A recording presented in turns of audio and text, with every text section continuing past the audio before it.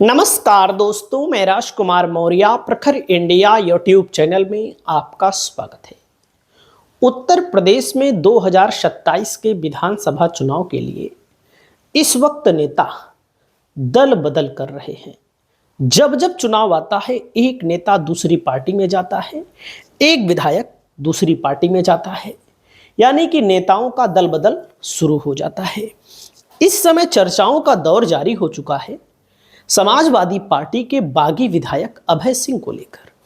अभय सिंह 2024 लोकसभा चुनाव से पहले इनका हृदय परिवर्तन हो गया और ये भैया चले गए भारतीय जनता पार्टी के साथ। इन्होंने क्रॉस वोटिंग कर दी राज्यसभा के चुनाव में।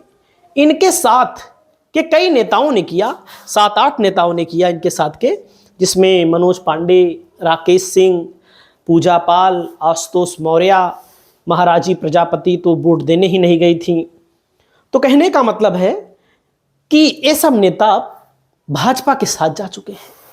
लेकिन जैसे जैसे चुनाव नजदीक आ रहा है ना, इन नेताओं के दिल की धड़कनें बढ़ रही हैं। इन नेताओं में सबसे प्रबल ये माना जा रहा है कि मनोज पांडे को भाजपा हो सकता है टिकट दे दे, बाकी किसी का कुछ कंफर्म नहीं है। क्योंकि आप सबको पता है कि बीजेपी बहुत बड़ी पार्टी है। बहुत बड़ी पार्टी का मतलब बीजेपी में जो निर्णय होता है वो एक व्यक्ति के हाथ में होता है, लेकिन वो बहुत ऊपर होता है कि वहां तक सब पहुंच नहीं सकते। जिनकी पहुंच है उनके ऊपर बीजेपी दांव लगाएगी कि नहीं लगाएगी, उनका कोई भरोसा नहीं है। तो दोस्तों, अभय सिंह को लेकर ये बताया जा रहा है कि अभय सिंह चाहते हैं समाजवादी पार्टी में दोबारा वापसी, क्योंकि जहां से इनकी दावेदारी है गोसाईगंज विधानसभा क्षेत्र, जब ये बीजेपी के साथ चले गए, जब लोकसभा का चुनाव हुआ, गोसाईगंज की विधानसभा सीट जो है दोस्तों, वो पड़ती है अंबेडकर नगर लोकसभा क्षेत्र में। और जैसे कि लोग कहते हैं दिग्गज नेता हैं, बाहुबली नेता हैं, इनके हाथ में सब वोट बैंक है। अगर हाथ में वोट बैंक होता तो भैया गोसाईगंज में बीजेपी लोकसभा के चुनाव में 20,000 25,000 से पीछे न रहती। अगर हम गलत कहें तो आप लोग बताइएगा। अगर इनके हाथों में सब वोट होता तो बीजेपी 20,000 वोटों से पीछे ना होती गोसाईगंज में। बीजेपी को कोई फायदा नहीं हुआ। अगर राकेश प्रताप सिंह के हाथ में सब वोट होता तो गौरीगंज विधानसभा क्षेत्र में, अमेठी लोकसभा क्षेत्र के अंतर्गत आती है, ना पीछे होती। लगभग 20,000 30,000 वोटों से यहां पर पीछे हो गई, 30,000 वोट से यहां पीछे थी। मनोज पांडे के अगर हाथ में वोट होता तो बीजेपी रायबरेली की लोकसभा में केवल 10 बूथ ऊंचाहार में जीती है, 40,000 वोटों से पीछे रही। इसका मतलब इन लोगों के हाथ में वोट नहीं है। ये लोग पैसे से ताकतवर हैं। राजनीतिक पार्टियों ने, खास करके समाजवादी पार्टी ने, ऐसे तमाम लोगों को आगे बढ़ाया जो कि मजबूत बने, पैसा कमाए, उसके बाद समाजवादी पार्टी को धोखा दिए। और ठीक है, राजनीति है, राजनीति में दल बदल होता रहता है। अब इन लोगों को लेकर अपने भविष्य की चिंता है। अभय सिंह को लेकर देखो, कहा जा रहा है, देखो यूपी तक की खबर है, देख लीजिए, नहीं तो कहोगे झूठ बोल रहे यूपी तक। गोसाईगंज सीट क्या सपा छोड़कर फंस गए बाहुबली अभय सिंह, पुरानी अदावत का तोड़ अब ढूंढे नहीं मिल रहा। असल बात मामला यह है अभय सिंह को लेकर के, जहां से इस विधायक हैं वर्तमान में सपा के, गोसाईगंज विधानसभा क्षेत्र है, बीजेपी की तरफ से है खब्बू तिवारी। पिछली बार हार गए, 2012 और 17 में जीते थे, उनकी पत्नी जीती थी, उसके बाद हार गए और अभय सिंह जीते। तो समाजवादी पार्टी हो या कोई राजनीतिक पार्टी हो, ऐसे मजबूत लोगों पर दांव लगाती है, आप सबको पता है। बाकी राजनीति में जातिगत समीकरण बहुत मायने रखता है।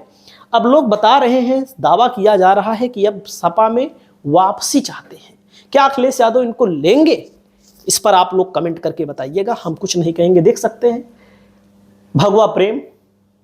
भगवा प्रेम का मतलब है कि समाजवादी पार्टी से विधायक रहे अभय सिंह ने, राज्यसभा चुनाव के दौरान पाला बदला और अब वे पूरी तरह से भाजपा के रंग में रंग नजर आ रहे हैं।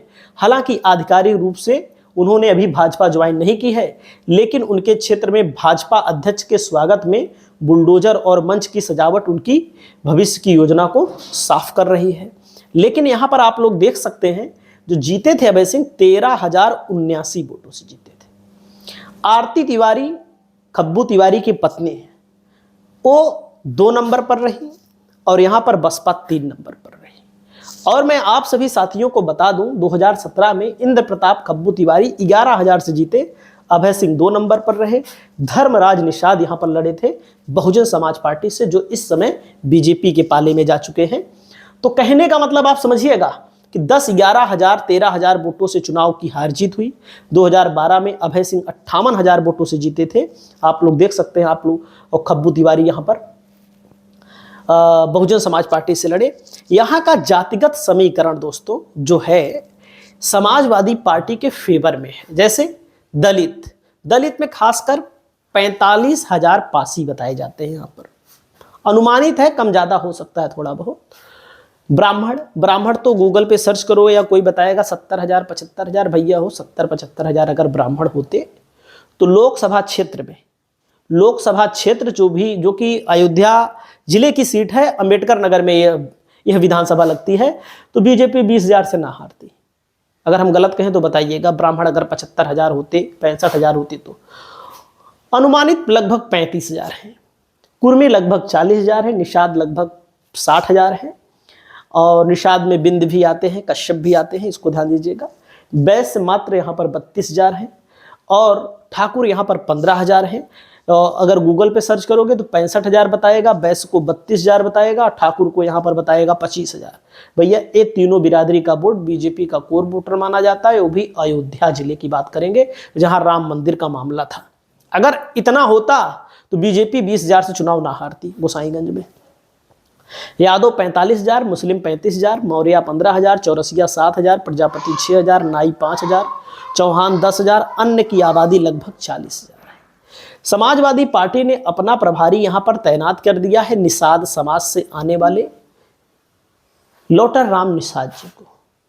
और लोटर राम निषाद जी सोशल मीडिया हो या ग्राउंड लेवल पर सक्रिय है। और यहाँ पर दोस्तों हालांकि राजनीति है, राजनीति में हो सकता है बाद में टिकट बदला भी जा सकता है, टिकट हटाया भी जा सकता है, कोई भरोसा नहीं है, लेकिन समाजवादी पार्टी ने संकेत दे दिया है कि हम ज़्यादातर अति पिछड़ी जातियों को टिकट देने का काम करेंगे। तो अब कहीं ना कहीं दोस्तों लोटर राम निषाद यहाँ पर अपनी तैयारी में जुट चुके हैं, और भारतीय जनता पार्टी में जाने वाले विधायक अब रास्ता ढूंढ रहे हैं। भाजपा या तो खब्बू तिवारी को टिकट देगी या तो फिर अभय सिंह को टिकट देगी, दो में से तो एक को ही देगी, दोनों को दे नहीं सकती। कुछ लोग कह रहे हैं अलग अलग सीटों पर दे देगी। अलग अलग सीटों पर अलग अलग जातिगत समीकरण तय करना पड़ता है, अलग अलग सीटों पर अलग अलग दावेदार भी हैं। कहाँ देगी बताइए? गोसाईगंज सीट जो है वो कहाँ देगी भाई उनको? मान लीजिए अयोध्या में कहा जा रहा है, रुदौली में एक विधायक भाजपा का पहले से ही है। अयोध्या सदर में जाहिर सी बात है वर्तमान का विधायक है, वहाँ पर ब्राह्मण अगर दे देगी तो जो जीत रही है अयोध्या सदर वो भी हार जाएगी। बीकापुर में कहाँ से देगी? बीजेपी के सामने विकल्प नहीं है, दो में से एक को टिकट मिलेगा। अब देखो किसको मिलता है। समाजवादी पार्टी में आने का जुआड़ बनाया जा रहा है, कितना बनता है कमेंट करके बताइएगा। नमस्कार।